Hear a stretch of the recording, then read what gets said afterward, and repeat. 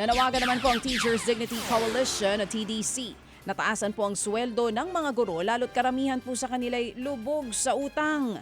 Ang hiling ng mga guro, 15,000 pisong dagdag sweldo na across the board. Base po sa datos ng Ibon Foundation, sinabi ng Alliance of Concerned Teachers Philippines na 3 sa kada 4 na guro ang may utang dahil po sa baba ng kanilang sweldo. Naglalaro lamang sa 5,000 piso hanggang 200,000 piso ang kanilang utang na napupunta po sa pagpapaaral ng kanilang kaanak, pagbili o kaya'y pagpapaayos ng bahay, pang-ospital o sa kagamitan sa pagtuturo katulad po ng laptop at ng printer.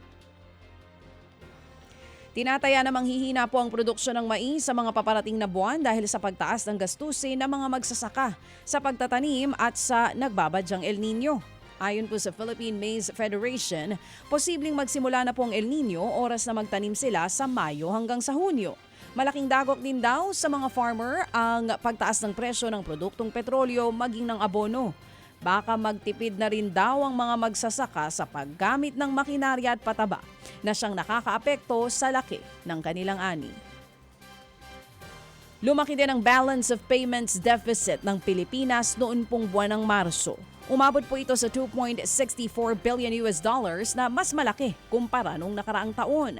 Ang ibig sabihin, mas maraming dolyar ang lumabas kaysa sa pumasok sa bansa. Pangunahing dahilan ng mataas na imports at ang pagtaas ng presyo ng langis. Bumaba din po ang international reserve sa 106.6 billion pero sapat pa rin daw ito para sa mga pangangailangan ng bansa. Ayon po sa BSP, kaya pa rin ng ekonomiya na harapin ang mga panlabas na hamon sa kabila po ng ating deficit.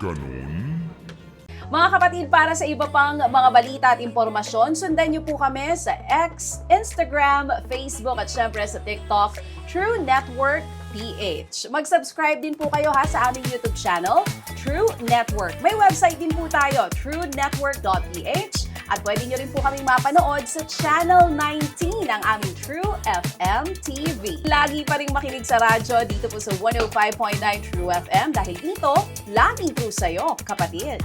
Tayo sa totoo, tunay at tapat.